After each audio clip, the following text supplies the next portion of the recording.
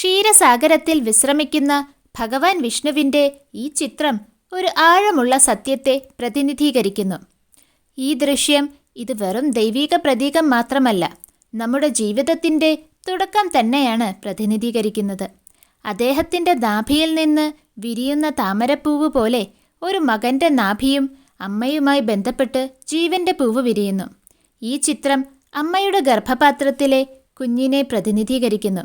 പൊക്കിളിൽ നിന്ന് താമരപ്പൂവ് വിരിയുന്നത് പോലെ കുഞ്ഞിൻ്റെ പൊക്കിൾ അമ്മയുമായി ബന്ധപ്പെട്ട് ജീവൻ്റെ പൂവ് വിരിയുന്നു. വിഷ്ണുവിൻ്റെ ചുറ്റുമുള്ള സമുദ്രം ഗർഭാശയത്തെ പ്രതിനിധീകരിക്കുന്നു. അവിടെയും വെള്ളവും ഉപ്പും തന്നെയുണ്ട്. സമുദ്രങ്ങളിൽ വെള്ളം നിറഞ്ഞിരിക്കുന്നത് പോലെ തന്നെ ഗർഭപാത്രത്തിലും വെള്ളമുണ്ട്. അതേ അനുപാതത്തിൽ ഉപ്പും അടങ്ങിയിരിക്കുന്നു.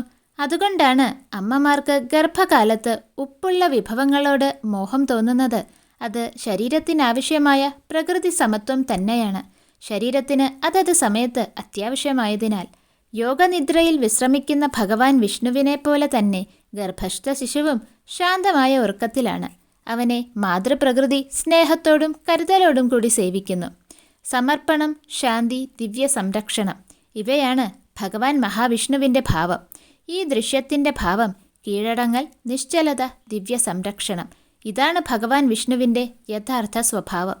നമ്മൾ ദൈവത്തിൽ നിന്ന് വേർപെട്ടവരല്ല. ജീവിതത്തിൻ്റെ തുടക്കത്തിൽ തന്നെ ആ ദിവ്യത്വം നമ്മിലുണ്ടായിരുന്നു. ഇന്നും അത് നിലനിൽക്കുന്നു. ഇത് ഒരു അത്ഭുത ദൃശ്യം തന്നെയാണ്.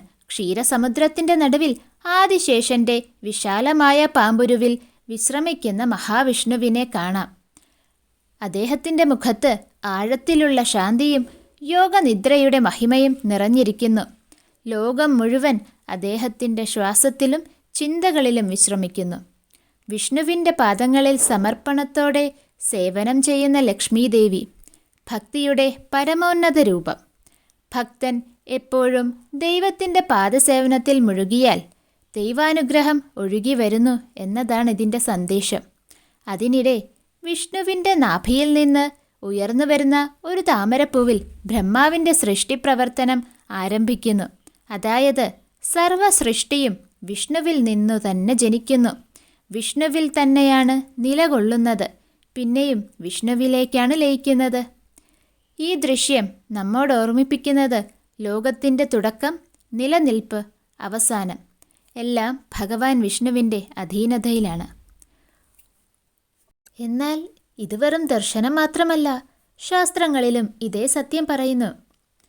ശ്വേതാശ്വതര ഉപനിഷത്തിൽ എന്താണ് പറയുന്നതെന്ന് നോക്കാം. എല്ലാ ജീവജാലങ്ങളിലും മറഞ്ഞിരിക്കുന്ന ഒരേയൊരു പരമേശ്വരൻ അവിടെയുണ്ട്, സാക്ഷിയായി, ആത്മാവായി. അതായത് ഗർഭപാത്രത്തിലെ കുഞ്ഞിലെ പോലെ നമ്മിലും ദൈവം മറഞ്ഞിരിക്കുന്നു. ഇനി ഭഗവത്ഗീതയിൽ എന്താണെന്ന് നോക്കാം. ഞാനാണ് ജീവനെ നിലനിർത്തുന്നത്. എല്ലാവരുടെയും ഹൃദയത്തിൽ ഞാൻ വസിക്കുന്നു. ഞാൻ തന്നെയാണ് ആയുസ്സിൻ്റെ ഉറവിടം. അതായത് അമ്മയുടെ ഗർഭപാത്രത്തിൽ കുഞ്ഞ് പോഷണം ലഭിക്കുന്നത് പോലെ ദൈവത്തിൽ നിന്നാണ് നമുക്ക് ജീവൻ ലഭിക്കുന്നത്. ഇനി വിഷ്ണു പുരാണത്തിൽ എന്താണ് പറഞ്ഞതെന്ന് നോക്കാം. എല്ലാ ജീവജാലങ്ങളും അവൻ്റെ ഗർഭത്തിലാണ് വിശ്രമിക്കുന്നത്. അവനാണ് സൃഷ്ടിയുടെ കാരണം, നിത്യാശ്രയം. അതായത് ക്ഷീരസാഗരത്തിലെ വിഷ്ണുവിൻ്റെ രൂപം ഇത് തന്നെയാണ് വെളിപ്പെടുത്തുന്നത്. അതിനാൽ നാം ദൈവത്തിൽ നിന്ന് വേർപെട്ടവരല്ല. ആദ്യം മുതൽ തന്നെ ദൈവത്തിൽ തന്നെയാണ് നാം വിശ്രമിച്ചു കൊണ്ടിരിക്കുന്നത്. ഹരി ഓം തത്സത്.